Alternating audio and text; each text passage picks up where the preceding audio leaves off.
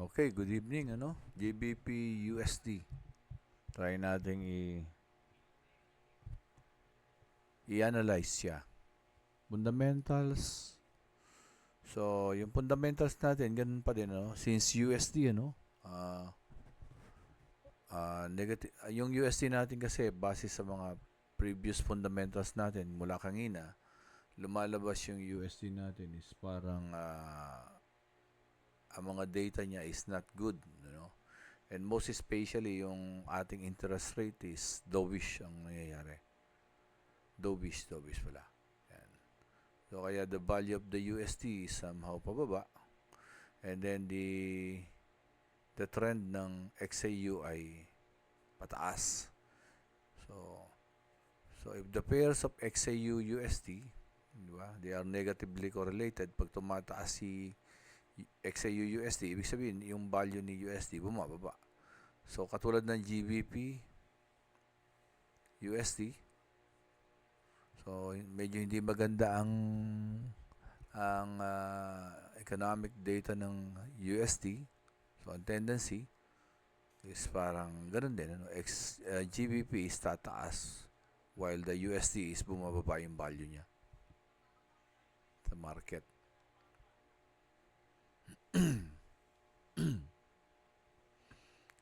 So, mag-top-down analysis muna tayo. The top-down analysis, establish muna natin yung support and resistance. Ito, dito ko sa previous August, ayun. So, lalim na yun.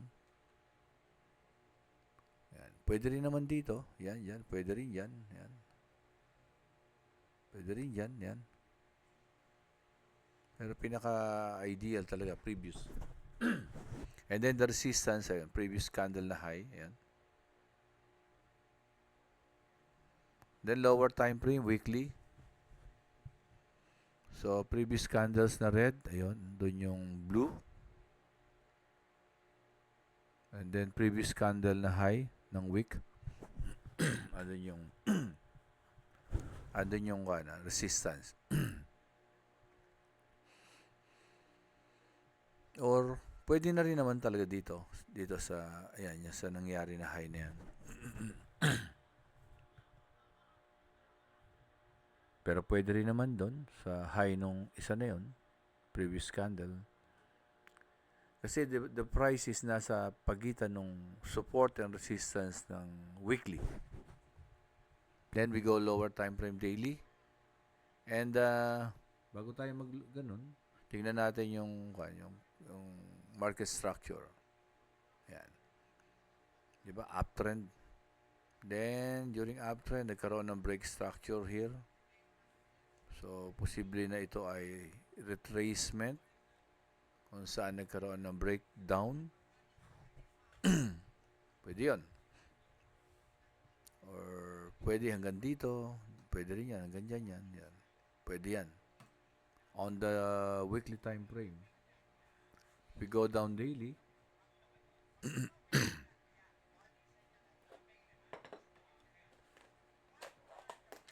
So, ayan na. Makikita na natin yung price na kung nasaan. Ayan. Ito yung weekly resistance, weekly support, and then monthly resistance, monthly support. And then 4 hours, ayan.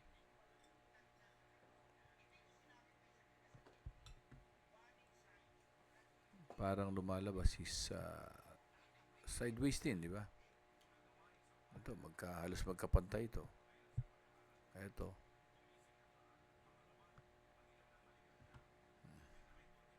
Kaya lang, ito medyo nagkaroon ng kwan. Ayan. If this is the high, itong dalawa na to is actually high, lower high. This is low. This is lower low. Kaya lang, ayun, nagkaroon na naman ng, ayan na naman. Halos pantay na naman. Ayan, medyo ang hirap niyang basahin. Ngayon, since tinetesting natin ang Trading Central, pwede nating tingnan yung Trading Central. 1 hour, ayan, ganun din. So, sa 1 hour, nagkaroon tayo na ito. This is the breakdown, and this is the pullback. And kasalukuyan na, ito na, na-reach niya na yan. the seller zone. Kaya lang medyo nag-extend dito. Extend. Aring dito, ganun.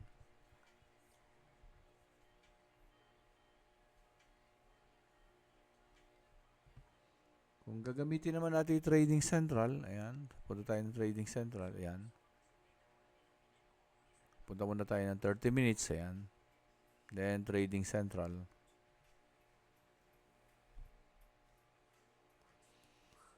So, sa Trading Central, ito ang TP1, 13557. Ayun siya, 13557. Dali. I-ayos natin yung chart.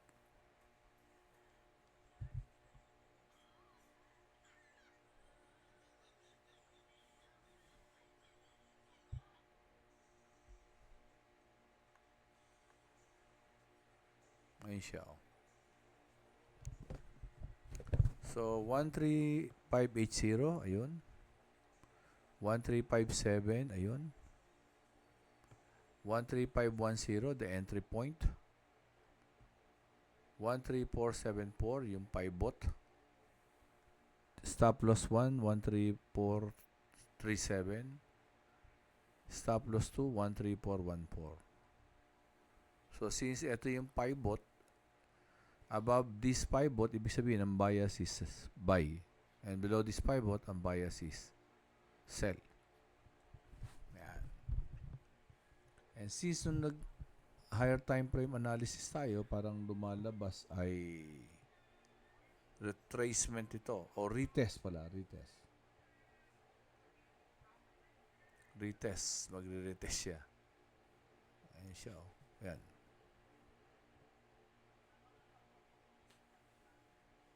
Ayan yung ano, weekly ano. Ayan breakdown, parang nagre-retest siya. Nire-retest niya kung saan maaring, di ba? So parang pataas dahil dito. So lumalabas parang ito ay counter trend.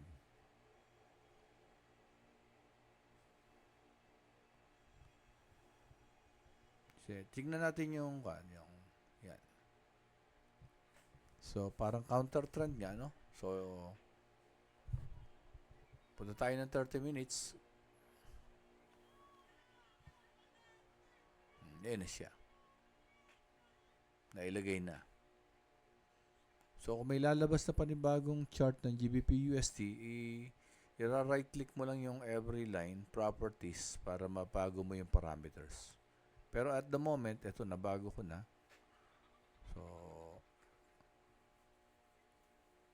So ang bias niya is si Trading Central, ang bias niya is buy. Ibig sabihin, pag ito, at saka ang moving average niya, yung prices nasa above the moving average, the first support is the MA10, MA20, the second is the MA50.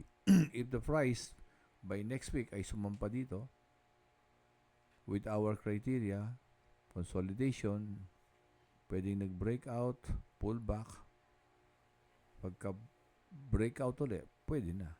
Ayun. But if the price go below the pivot point or the 1474, yan, pwedeng hintayin natin mag-breakout, breakdown, pullback para dito. Kaya lang, mapapansin nyo, ang risk-reward ratio, maliit.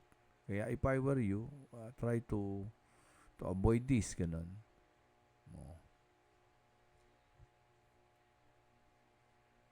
So, ganun lang how we use Trading Central. So, hintayin lang natin doon sa mga sinasabing pivot point. Is the pivot point. So, look for buy opportunity. And if it is below, look for sell opportunity. But, apply also the other knowledge na napag-aralan nyo. Lalo na sa candlestick formation. Parang ako kasi, lumalabas ito, nagganun-ganun ito kasi sa higher time frame. Tapos, nag-break na yung structure, ito, nagpo-pullback ngayon. So, somehow, pwedeng ito ay maging confirmation from high to lower high to create a downtrend. Diba? Okay. And at the same time, pag sisilipin natin yung COT, Ayan. The COT is short 50 from 50, 53, 60, 60, 57, bumaba. Naging tumaas na naman, 59. so kung 59 yan, Pwedeng isipin natin na they want to sell, di ba? the institution like to sell. And titingnan nyo tong change ng short. This is 21, 6, negative 889 plus 13. So ito, sabihin na natin ito at saka ito ay na-sell na, pero mukhang may naiiwan 21,000 tsaka 13 at nagdagdag pa ng 1,844 na gusto nilang i-sell kaya mataas yung percentage ng short. So pag magse-sell, saan pupunta? Di pataas. So, most likely, hindi pa tapos yung Diba yung pag dahil break ng break na structure, so itong retracement na to, hindi pa natatapos yung confirmation para sa lower high. So this number could push the price above na para sundin itong analysis ng Trading Central. okay, So sana may napulot pulot kayo. And thank you very much. Next time, gawa ulit tayo niyan.